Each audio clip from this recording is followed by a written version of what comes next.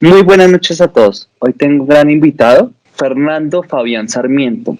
Él es periodista independiente, autor del libro Historia de la Televisión Colombiana, 25 años de investigación, libro editado en el 2014, blanco y negro, y a color en el año 2020. ¿Cómo te encuentras hoy? Hola, ¿qué tal? ¿Cómo estás? Muchas gracias por la invitación. Muy bien, gracias a Dios. Bueno, muchas gracias a ti por aceptarla. ¿Y cómo te encuentras? ¿Qué tal está tu familia? ¿Cómo se encuentra? Todo bueno, estamos bien. Después que estemos bien de salud, estamos en esta lucha diaria. Le damos gracias a Dios pues, por todas las cosas buenas y positivas. Y así es la vida, ¿no? La vida es una lucha permanente. Claro que sí. Bueno, entremos un poco en detalle ahora sí.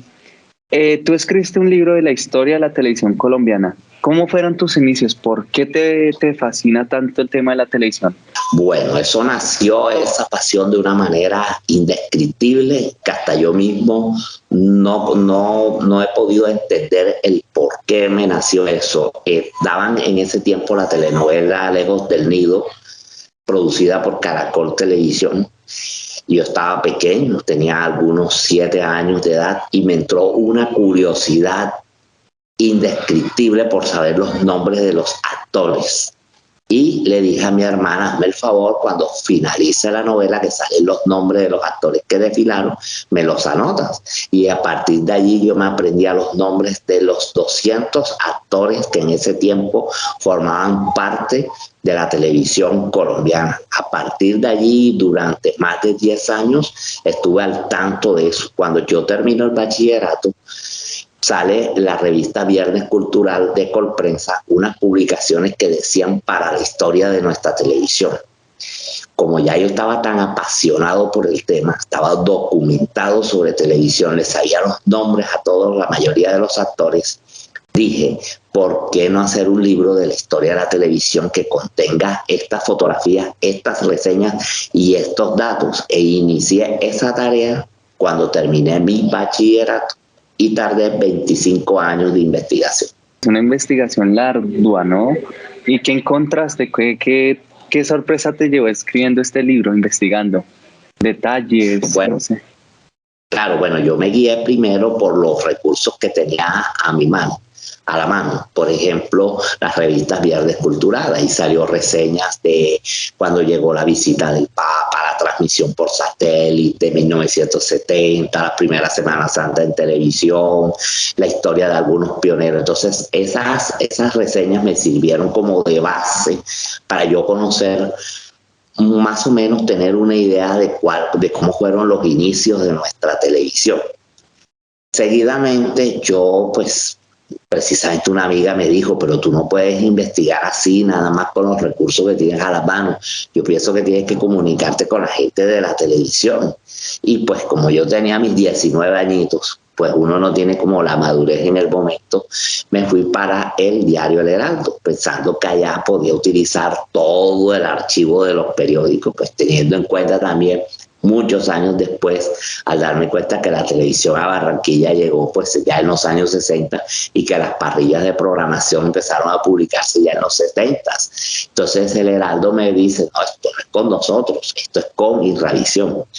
Allá estaba el directorio de Bogotá y da la casualidad que el teléfono del presidente de RTI, primer director de la televisora nacional y uno de los personajes que el general Gustavo Rojas Pinilla, el presidente que trajo la televisión a Colombia, fue el encargado, digamos, de hacer muchas gestiones. El teléfono de él estaba en el directorio, no era privado, y yo atrevidamente lo anoté y un domingo decidí llamarlo. Señor Fernando Gómez Agudelo, no, miento, yo le mandé una carta a RTI y resulta, tú sabes cómo son las secretarias de gerente, que si ven que la carta no es importante, me imagino que la rompería, la guardaría, no le importa. Yo al ver que eso no había tenido resultado, inmediatamente decidí llamarlo a Bogotá. Fue la primera llamada que hice en mi vida a Bogotá. Eso fue un domingo en la tarde, más emocionado. El señor me contestó, no, mándenme una carta, mándenme una copia. Yo sí, no, se la mando a su casa.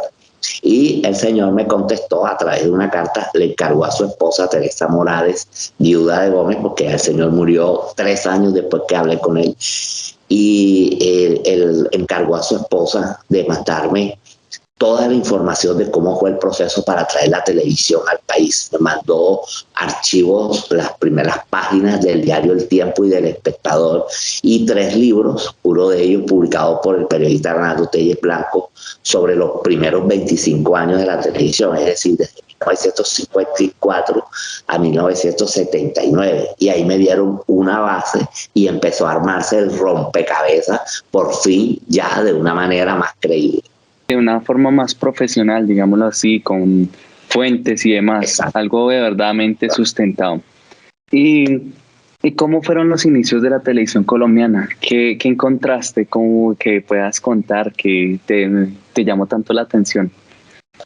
Imagínate, las primeras épocas de nuestra televisión, cuando arrancó de 1954 hasta 1969, la televisión era en vivo y en directo. Tenían que ensayar arduamente los teleteatros, las novelas, tenían que montar los bosques, las escenografías corpóreas, por ejemplo, como balcones, como escaleras, todas esas cosas, tenían que montarla en estudio, tenían que transmitir series extranjeras por lo menos media hora, una hora, mientras que los escenógrafos cambiaban la escenografía para el siguiente programa.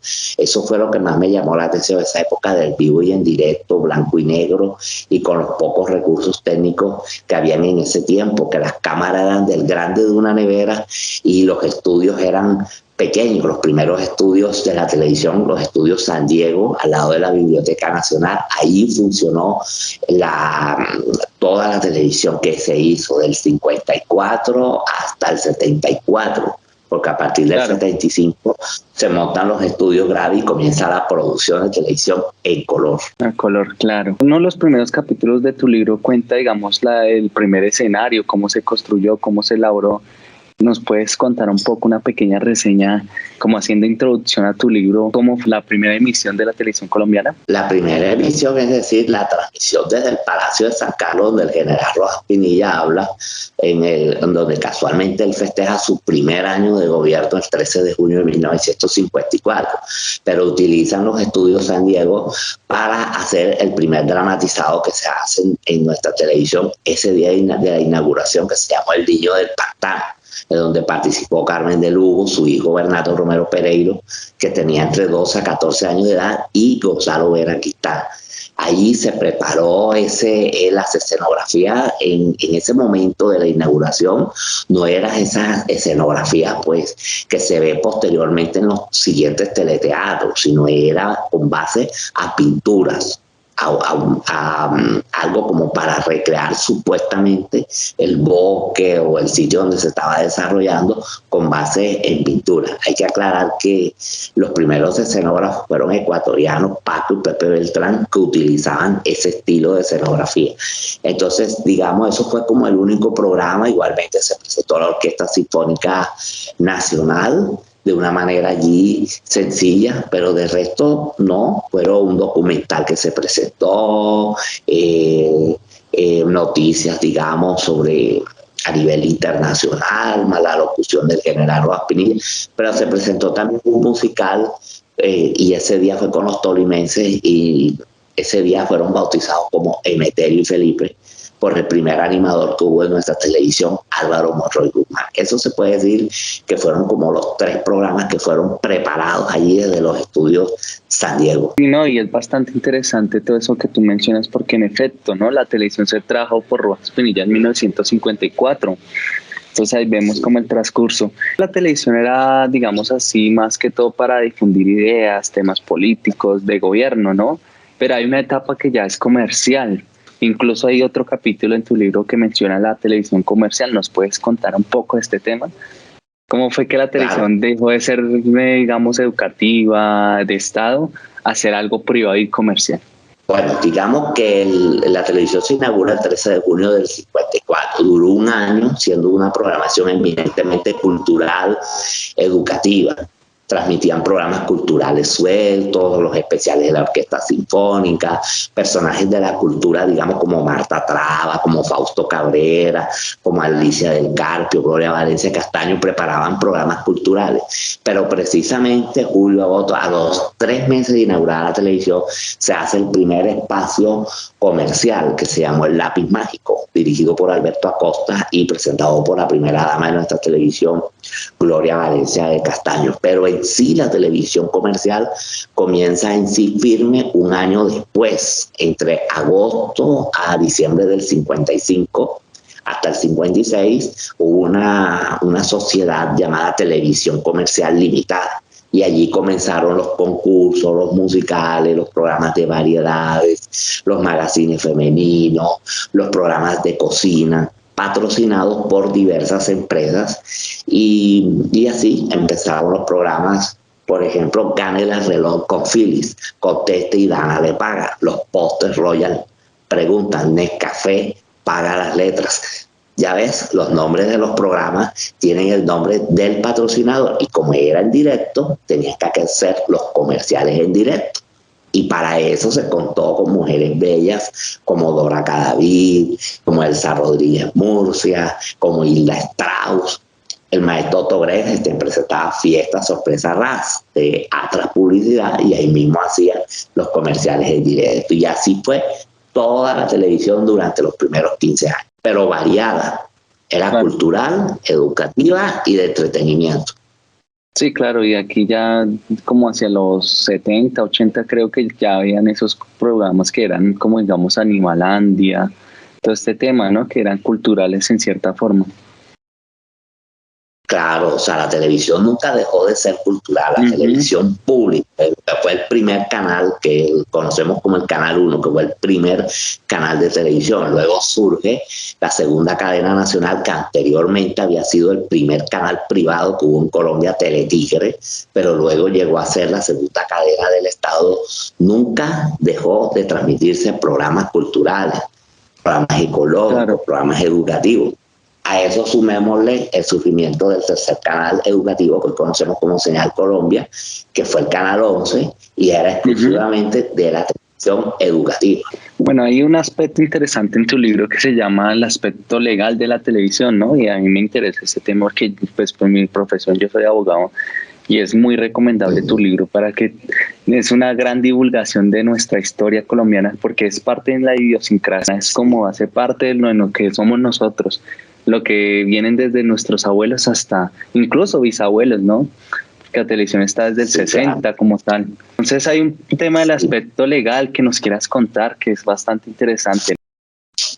Bueno, claro, por ejemplo, aquí dice el Código 3329 del 17 de noviembre de 1954 se autorizó la adquisición y venta de telereceptores. Entonces, fíjate, ahí hubo ya un aspecto legal que los televisores no se podían vender así como así, de forma pirata. Fíjate, bajo el Código 3329 del 17 de noviembre del 54 y luego 3363 del 19 de noviembre se creó la sesión de televisión y se fijó las asignaciones y funciones de cada uno de los empleados. O sea, fíjate tú, la televisión estaba dividida por sectores. Estaba el departamento de cinematografía, porque hay que entender algo, para hacer exteriores, por los documentales y las noticias eran filmadas en cámara de cine. Había un departamento de cinematografía, había un departamento de televisión comercial, había un departamento de lo que es la parte cultural, divulgación cultural, había un departamento, por ejemplo, de la parte de las noticias. Entonces, esa es la parte legal importante. Todo se reestructuró desde la venta de telereceptores, como todo el organigrama que formaba parte en ese tiempo de la televisora nacional. Y vemos todo este tema también, por ejemplo, cuando empezaron a llegar los musicales, el formato musical era una orquestas en vivo y demás, que esto viene desde por ejemplo, uno de los primeros, Jorge Barón Televisión con el show Las Estrellas, pero también tenemos los espectaculares Ejes, el show de Jimmy. Entonces, ¿cuál ha sido como el primer musical así que hubo en Colombia? Como te dije, cuando comenzó la televisión comercial, comenzaron los concursos y los musicales. O estuvo programas importantes como el programa Piel Roja, Cóctel con las Estrellas, Fiesta Sorpresa Raz, Revista Dominical. Se hizo única 25 años de historia de Seguros Bolívar, el musical Escolpa de Colpa Producciones. Estuvo un musical importante para los jóvenes aficionados de los años 60, del Gogo Yeye, que fue el Club del Clan, Juventud Moderna, uno de los promotores importantes, Guillermo Inestrosa y Alfonso Lizarazo. Eso te estoy hablando desde antes. Ahora, Producciones GES, que fue una programadora que surgió en los 60, Julio Sánchez Panega ya también había hecho musicales como Revista Dominical y un concurso que se llamó El Cheque Escondido. Lo que sucede es que los musicales, digamos que cuando ya comenzó, que prácticamente todo el país tenía televisión, digamos que los tres musicales importantes y destacados a partir del 70, espectaculares es el Show de las Estrellas y un poquito más tarde el Show de Jimmy. Esos son como los tres musicales íconos y sobre todo que duraron muchos años al aire. Todavía está Jorge Barón, pero ya no con la calidad de antes. Esos invitados, influyendo que la música de hoy es un poco regular, entonces de dónde va a tener grandes invitados. Pero eso debe decir los tres musicales íconos, pero simultáneo a esos, muchos musicales importantes, como el musical RCN que presentó Jairo Alonso, el show de Lida, el show de Isadora, el musical Fantástico y muchos más. Creo que sí, digamos, también había un programa que lo presentaba Pacheco con el Gordo en Comedia, que eran Sábados Sensacionales, ahí tenían orquestas en vivo y demás. No. El Sábado Sensacional es el de Venezuela, Super Sábado Sensacional. Entonces, ¿cómo se llama? El programa, exacto, el programa no era un musical, era un programa de variedades, donde había música, había concursos, que se llamó Variedades. Se hizo con una de las programadoras que surgió a inicio de los 80, que fue Coestrellas, desde la Media Torta, y recorrieron también poblaciones de Cundinamarca y trajeron todos grandes artistas, orquestas, y había concursos, y había bromas entre ellos, y se echaban el pastel en la cara, y bueno, eso era un show espectacular, y fue emitido en los 80 con mucho éxito. Igualmente hubo otro programa de variedades que se llamó La Feria de la Alegría con Marco Aurelio Álvarez, fueron importantes, pero cabe aclarar una cuestión. En los años 60 o de finales de los 50 surgieron unas revistas de variedades que fue llamado Telehipódromo, y Telehipódromo era un espectáculo desde los estudios de San Diego de Inravisión con corridas de caballos. Imagínate, Telehipódromo, un programa que duró 12 años en emisión, y un programa importante que se llamó Telefiesta, que presentó la actriz Rebeca López, y que lo hizo la primera programadora pequeñita que hubo en nuestra televisión, que se llamó Teleproducciones. Entonces, ahí vemos, son programas dignos de nombrar y de destacar, porque siempre en los homenajes de la historia de nuestra televisión siempre nombran los mismos programas. Falta más investigación. Y para eso está este libro. Sí. Claro que sí. No, y es muy interesante el libro, la verdad tuve la oportunidad de leerlo y trae una gran variedad de temas. Como lo digo, no solo se enmarca en historia de la televisión, sino también temas de shows musicales, de los inicios, o sea, es tanto histórico como también de variedad televisiva. Por ejemplo, la primera novela que hubo, cuéntanos un poco de ese tema que está en tu libro. Claro que sí, bueno. En los inicios de nuestra televisión se hicieron teleteatros y se hicieron dramatizados unitarios. Entre ellos cabe nombrar El Inspector Darley, Puerta Suspenso, historias totalmente intrascendentes, y programas de teatro importantísimos en vivo y en directo, como el teleteatro, donde se vio la mejor literatura. Llega año 63.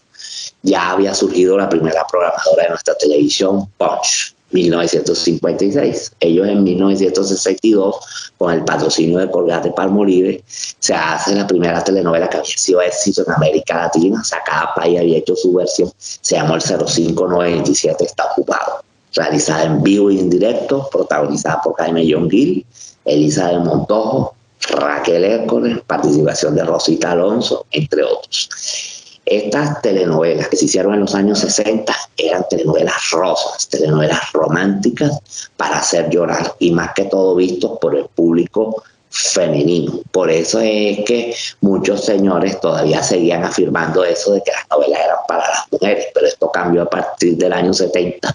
Las telenovelas empezaron a ser para toda la familia, y precisamente porque Colombia marcó esa cuota diferente, que era hacer obras costumbristas, sociales, de suspenso, de corte moderno, jocosas, musicales, y eso es lo que hizo que la telenovela dejara de ser para un público femenino a ser para un público familiar. En los años 60 se siguió esa línea de las novelas rosas, pero a finales de los 60 se hace la primera telenovela colombiana, se puede decir, escrita por colombianos, que se llamó Destino a la Ciudad, escrita por Efraín Arzaragón y con tema colombiano y protagonizada por Álvaro Ruiz y Judy Enríquez. A partir de allí comienzan los temas colombianos en muchas telenovelas. Bueno, y hemos tenido así una reseña breve histórica, pero ¿cómo llega RCN y Caracol Televisión al marco de la televisión y se vuelven canales privados?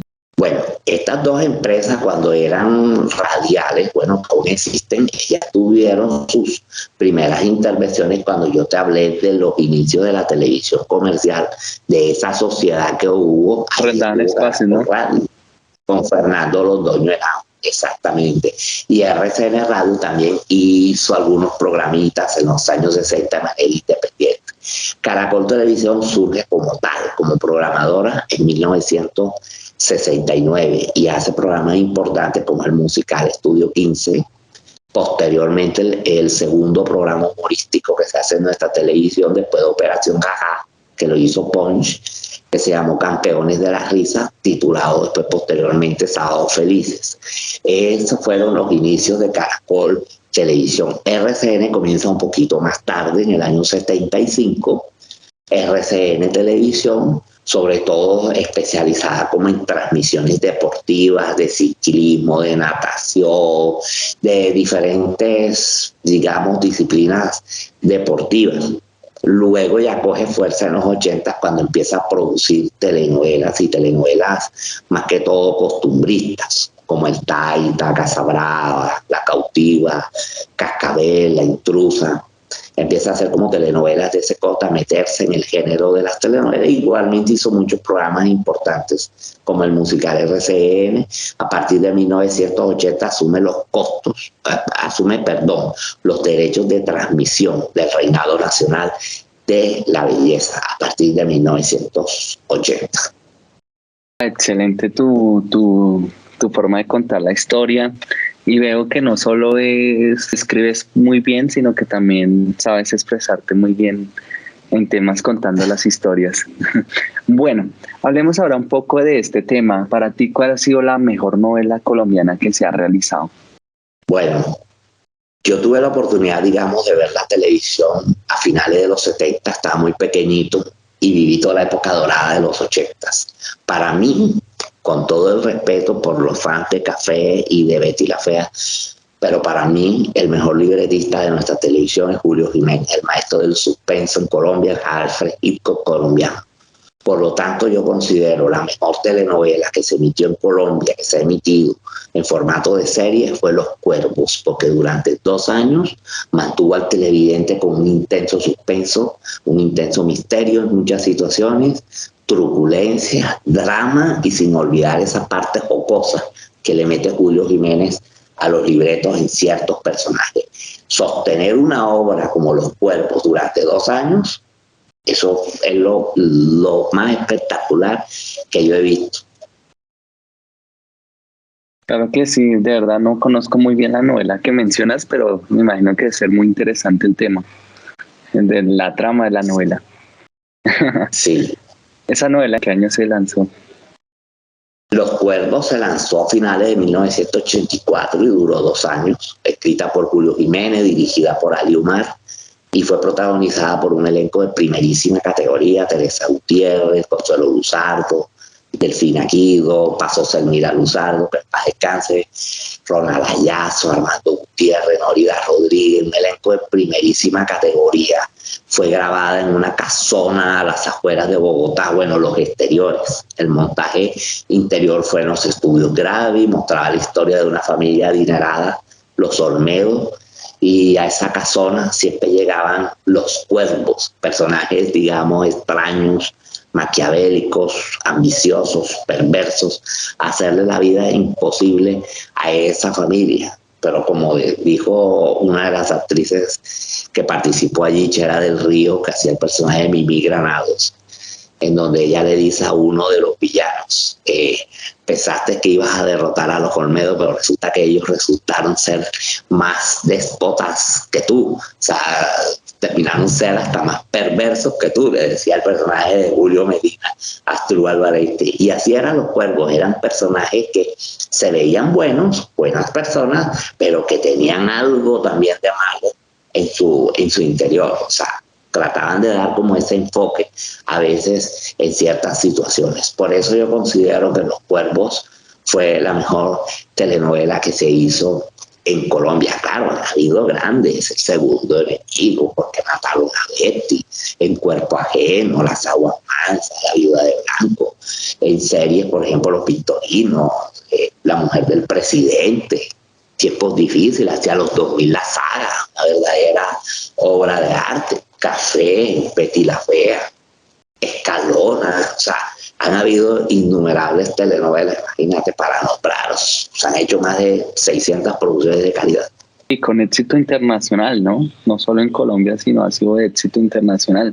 No solo Betty la Fea, sino muchas producciones han tenido éxito en Estados Unidos, Venezuela, México, incluso algunas llegaron a Europa. Todas llegaron, que Gallito Ramírez, que fue el suceso de telenovela en 1986, claro. Años después llegó a China y a Angola, África. Caballo Viejo fue vendida a España y allá derrumbó en sintonía la serie gringa Falcon Crest, que fue emitida aquí en Colombia también. Escalona fue la primera producción colombiana que fue emitida en Telemundo cuando el público latino estaba saturado de las novelas venezolanas con los mismos argumentos, en su mayoría de La Cenicienta, El Hijo Perdido y Las Gemelas Enamoradas del mismo tipo. Todas esas grandes telenovelas que hicieron ellos desde Elías Fiallo y otros en los 70, volvían y las hacían en los 80 con otro nombre, y en los 90 todavía descaradamente querían seguir repitiendo lo mismo. Cuando viene Telemundo y dice, presentamos Escalona y vean lo que es este producto, cuando el público hispanoamericano, puede decir, se enamora de la producción colombiana, porque en los 70 Venezuela podía tener más prestigio internacional que Colombia. Eso no quiere decir que era superior. Las producciones colombianas también tenían una gran calidad, excelentes actores, excelentes historias, excelentes ambientaciones, no como dicen algunos colombianos acostumbrados a poner por el suelo de su país que las ambientaciones de aquí eran pobres, como dicen machucha, no, solo decían de grosería por bajarlo de su país. Entonces las producciones colombianas, me cuentan los actores, que en esos tiempos las vendían a países lejanos, pero no tenían el impacto porque Venezuela y México tenían monopolizado el mercado. ¿Cómo lo tenían monopolizado? En el sentido que te hacían 10 telenovelas de 1 hora y las metían en cada país en los horarios estelares. Y es por eso que todas esas obras como Simplemente María, Esmeralda, Rina, Ana del Aire, todas esas grandes telenovelas que se transmitieron muy bonitas, muy bien realizadas, era el boom en ese tiempo, tuvieron éxito. Pero Colombia en ese momento hacía grandes obras como La Abuela, El Caballero de Rausán, Recordarás mi nombre, Un largo camino, hicieron La Vorágine, hicieron María, pero no tenían el impacto porque las vendían, como te digo, incluso a canales estatales que no tenían mucha sintonía. Eso fue lo que pasó. Y es cuando ya en los 90 empiezan a vender firmemente. Claro que sí. Y para ti, ¿cuál ha sido la persona, no necesita ser hombre o mujer, sino la persona que más le ha aportado a la televisión colombiana? No, pues imagínate, eso no se puede decir una persona porque cada uno, cada camarógrafo, cada luminotécnico, cada editor, cada actor y cada actriz de formación de la radio, del teatro y que llegaron a la televisión por talento, toda esa gente han aportado un granito de arena para que nuestra televisión estuviera hasta la época en que fue considerada una de las mejores, hasta el año 2004-2005, que se hizo la saga entre las 3 mejores de América Latina. Igualmente sumémosle el trabajo de todas las programadoras, los ejecutivos, los productores, el trabajo de los presentadores, de los animadores, de los periodistas, de cada uno de los divulgadores de televisión. En todos los géneros televisivos, todos han aportado. Yo no podría decirte que si Pacheco, que si Gloria Valencia, que si J. Mario, que si María Eugenia Dávila, no, o sea, infinidades de, pero todos hicieron un gran aporte a la historia de nuestra televisión. Bueno, vemos ese paso entre la televisión colombiana, las producciones nacionales de telenovelas y demás series, pero hay algo que es el boom ahora, ¿no? Los realities, que tú lo tocas en tu libro. ¿Cómo fue el inicio de esos realities, de esos concursos? Que eso viene desde, creo que antes de los 80, ¿no? Sí, ya se hacían realities que es llamado televisión real, donde encierran a los concursantes en una casa, en un sitio paradisíaco. Eso venía incluso de Estados Unidos, Japón, Alemania, Brasil e incluso Argentina. Ya venían haciendo eso con el incremento ya de la fuerza que tuvo la televisión privada en 1998, pues en el 2003, 2001 empieza a hacerse este género y se inaugura el primer reality que se llamó La Expedición Robinson. De ahí arrancó todo. Luego los desafíos, Gran Hermano, que tuvieron que construir una casa especial, una casa estudio, que esto fue una alianza entre RTI y una marca que se llamó Tepu Internacional. Lástima que Gran Hermano no se ha vuelto a producir los mismos protagonistas de novelas. Entonces de ahí comienza como ese estilo de programa que acabó con los programas concursos tradicionales de preguntas y respuestas. Se intentó, se hicieron concursos como El Poder del 10, Dígalo Cantando, bueno, concursos que también tuvieron buenas historias, 100 colombianos dicen, que eran concursos también culturales dentro de la televisión privada. Pero los reality, digamos que acaparó, como que movió las fibras de mucha gente, y pues, para bien o para mal, con críticas positivas y negativas, los reality son programas de buenas historias. Sí, tienes eso, razón, porque eso es debatible, es muy criticado, también muy alabado, porque acerca también, digamos, a la televisión a personas desconocidas, ¿no? Que en la mayoría de veces no tenían el acceso. Bueno, hagamos un paralelo ahora entre la televisión antigua y la televisión moderna. Tú que la has investigado, ¿qué opinas? ¿Has mejorado? ¿Ha cambiado? ¿Cuáles han sido los cambios? Ahora con la televisión streaming, por ejemplo, todas estas plataformas de Netflix, todo ello. Tecnológicamente está a la altura a nivel hispanoamericano, o por no decirlo iberoamericano. Está a la altura tecnológica. Tiene un punto positivo, el que las productoras colombianas, cuando hay alianzas con algunas internacionales como Sony, Buenavista International o Telemundo, hay una ventaja de que se trae una tecnología que facilitó hacer las escenas de los bombardeos, de las persecuciones, las escenas de balaceras, de accidentes que se ven mucho en las series del narcotráfico. Entonces, en ese sentido, nuestra televisión avanzó muchísimo, porque en las anteriores décadas eso no se podía hacer. Se hacían otro tipo de contenido, o si se tocaba el tema de la mafia, pero de un disparo no se salía. Y entonces, en ese sentido, yo diría que es positivo la realización de los realities, como El Desafío, como el Yo Me Llamo, ese despliegue de escenografías, de lo que se ve en la Voz Kids. Yo veo esa parte como lo único positivo de la televisión actual. Pero para mi concepto, la televisión colombiana fue excelente, con altibajos, hasta el 2004-2005 que se hizo la saga. De ahí en adelante ha decaído en muchos aspectos. ¿Por qué ha decaído? Por ejemplo, nosotros los que tenemos, digamos, de 33 años, 32 años, para arriba, tuvimos la oportunidad de vivir la televisión pública. Y a través de esta televisión pública eran 30, 40 y hasta 50 programadoras, cada una con un paquete de televisión que Inravisión les adjudicaba el espacio, y podíamos ver dibujos animados diferentes todos los días, programas de todo tipo diferentes en la franja de la tarde, en la franja de después del noticiero de 7:30 a 8, de 10:30 a 12 de la noche, y todas las mañanas, por lo menos cuando abrían el canal a las 10, 11 de la mañana, alternaban telenovelas con programas, telenovelas diarias, pero con programas diferentes que te daban todos los días. Eso ofrecía una variedad de programación que eso no se ve en la televisión privada. La televisión privada es la misma programación de lunes a viernes.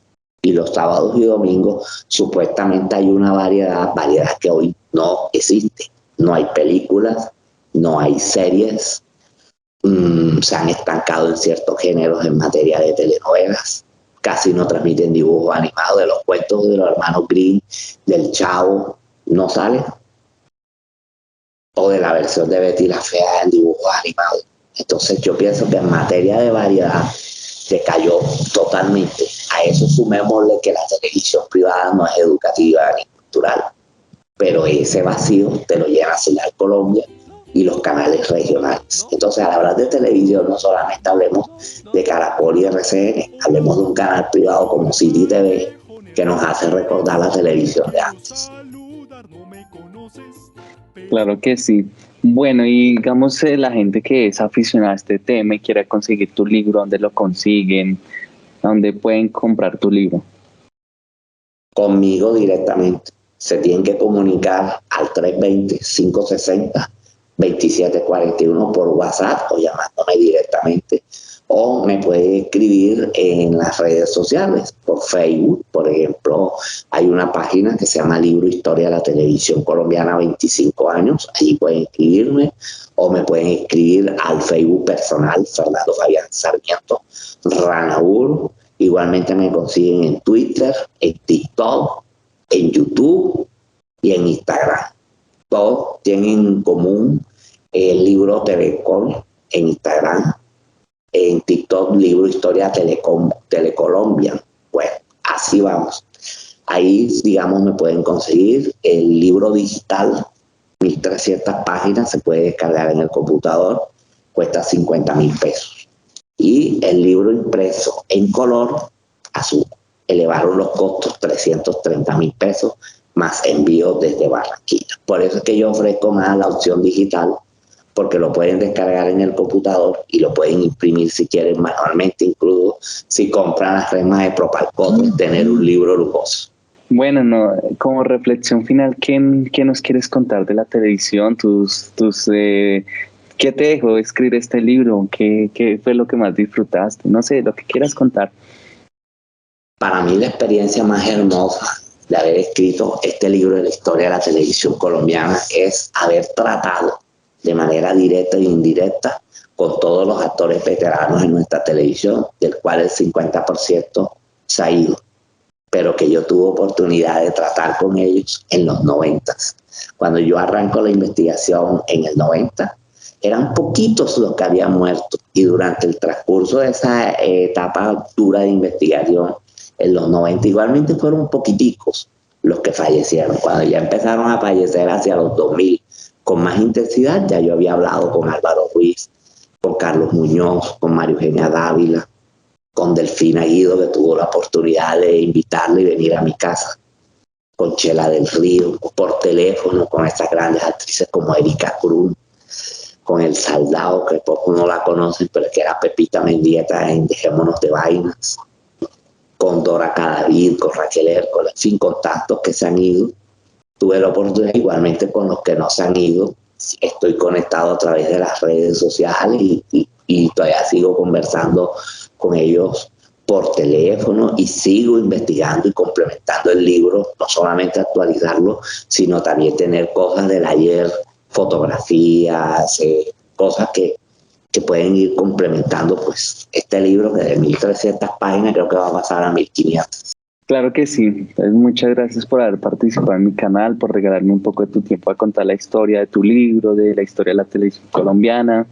Entonces ya tenemos tus redes sociales, ahí la dedicamos para que te contacten. Y no me queda más sino desearte muchos éxitos en esta labor de divulgación de la televisión colombiana. No, mil gracias a ti por darme esta oportunidad. Espero que los que vean esta entrevista, bueno, aprendan mucho de la historia de la televisión colombiana y se entusiasmen por adquirir esta joya histórica sin precedentes, porque como digo en las redes sociales, 25 años de investigación no se improvisan. Muchas gracias. Bueno, hasta luego. Hasta luego, chao.